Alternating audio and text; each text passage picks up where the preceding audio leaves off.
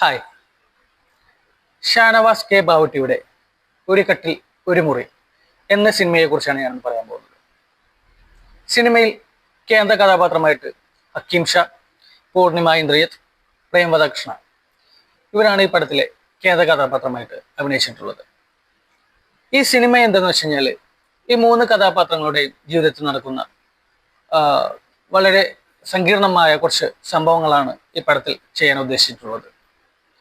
ഹക്കീം ഷാ എന്ന് പറയുന്ന കഥാപാത്രം ചെയ്യുന്നത് അദ്ദേഹം ഒരു കമ്പനി തുടങ്ങുകയും ആ കമ്പനി തകർന്നു പോവുകയും അപ്പോൾ ആ കമ്പനിയിലുണ്ടായിരുന്ന ബാക്കി എല്ലാവരും ഒന്നിച്ചു ചേർന്ന് ഇവരെ ഒറ്റപ്പെടുത്തി ഇവരെ കൊല്ലാൻ ശ്രമിക്കുകയും ആ ഒരു ഗ്യാങ്ങിൽ നിന്ന് രക്ഷപ്പെടാൻ വേണ്ടി അദ്ദേഹം ഒരു ഊബർ എടുത്ത് നടക്കുന്ന അങ്ങനെ കുറച്ച് സംഭവങ്ങളൊക്കെയാണ് ഹക്കീം ഷായുടെ ക്യാരക്ടർ വരുന്നത്.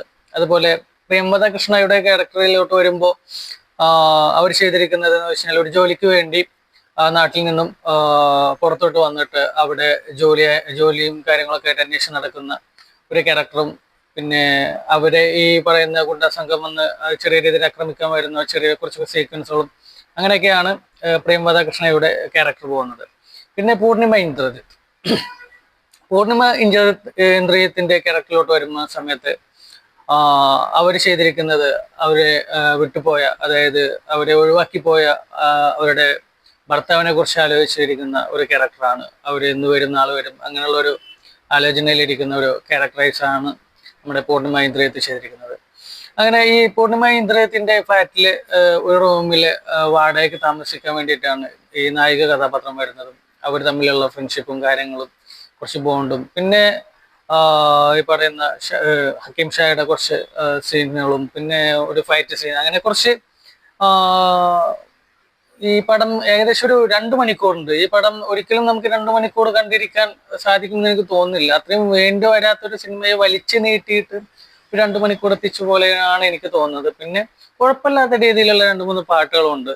അതാണ് ശരിക്കും പറഞ്ഞു കഴിഞ്ഞാൽ പടം കാണാനുള്ള ഒരു ഇൻട്രസ്റ്റിങ്, അതായത് നമുക്ക് കാണാൻ തോന്നിക്കുന്നത്. ബാക്കിയെല്ലാം ഒരു ഫ്ലോപ്പ് ആണെന്ന് പറയാം. അല്ലറ ചില്ലറ കുറച്ച് സീനുകൾ മാത്രമാണ് ചെറിയ ഫീലിങ്സും കാര്യങ്ങളൊക്കെ, അതായത് നമ്മളെ ഷമി തിലകന്റെ കുറച്ച് സീനുകളും പിന്നെ അതേപോലെ പൂർണിമ ഇന്ദ്രിയത്തിന്റെ കുറച്ച് സാഡ് ആയിട്ടുള്ള കുറച്ച് സീക്വൻസുകളും അങ്ങനെയൊക്കെയാണ് ഈ പടത്തിലുള്ളൂ. വേറെ ഒന്നും ഈ പടത്തിൽ പ്രത്യേകിച്ചൊന്നുമില്ല. പിന്നെ ഈ പടം ഈ പറഞ്ഞ പോലെ കണ്ടിരിക്കാൻ തോന്നുന്നത് പറഞ്ഞാൽ അതിന്റെ ഒരു ബിജിഎമ്മും പിന്നെ ഇടയ്ക്ക് വരുന്ന 2-3 പാട്ടുകളും അതൊക്കെയാണ് ഈ പടത്തിലുള്ളൂ. ബാക്കിയൊന്നും ഈ പടത്തിലില്ല. പിന്നെ അതുപോലെ ഷമി തിലകനൊക്കെ ചെറിയ കുറച്ച് സീനുകൾ മാത്രമാണ് കൊടുത്തിട്ടുള്ളൂ. അതുപോലെ വേറെ ഉണ്ട് കേട്ടോ. നമ്മൾ ഈ ജൂനിയർ ആർട്ടിസ്റ്റിനെ കൊണ്ട് ചെയ്യേണ്ട 2 ക്യാരക്ടേഴ്സുകൾ ചെയ്തിട്ടുള്ളത്, ഒന്ന് നമ്മുടെ ജനാർദ്ദനൻ ചേട്ടൻ, അദ്ദേഹം വരുന്നുണ്ട്. അദ്ദേഹം വന്നിട്ട് ഒരു 2 മിനിറ്റിലെന്ന് തോന്നുന്നു വന്ന് പോയി. അങ്ങനെ ജനാർദ്ദനൻ ചേട്ടൻ പോയി. പിന്നെ അതുപോലെ തന്നെ വിജയരാഘവൻ ചേട്ടനുണ്ട്. അദ്ദേഹം ഇതേപോലെ കട്ടിൽ ശരിയാക്കാൻ വരുന്ന ഒരു ആശാരിയുടെ ഒരു റോളാണ് ചെയ്തിട്ടുള്ളത്. അതും 1-2 സീനുകൾ മാത്രമാണ് ജനാർദ്ദനൻ ചേട്ടനുള്ളത്. പിന്നെ അതുപോലെ തന്നെ ജാഫർ ഇടുക്കി അവരും വരുന്നുണ്ട്. അവരും വന്നിട്ട് പറഞ്ഞ പോലെ 2 ഡയലോഗ് പറയാൻ വേണ്ടി മാത്രമായിട്ട് ഇവിടെയൊക്കെ എന്തിനാണ് ഈ പടത്തിൽ എടുത്തത് എന്നുള്ളത് എനിക്ക് മനസ്സിലായിട്ടില്ല. അപ്പൊ അങ്ങനെയുള്ള കുറച്ച് കാര്യങ്ങളും പിന്നെ ഒരുപാട് വേണ്ടാത്ത കുറേ സീനുകളും കാര്യങ്ങളൊക്കെ ഉണ്ട്. അതൊക്കെ ഒന്ന് ഒഴിവാക്കിയിരുന്നെങ്കിൽ ഈ പടം ഒന്നുകൂടി നല്ല രീതിയിലായിരിക്കും എന്ന് എനിക്ക് തോന്നുന്നു.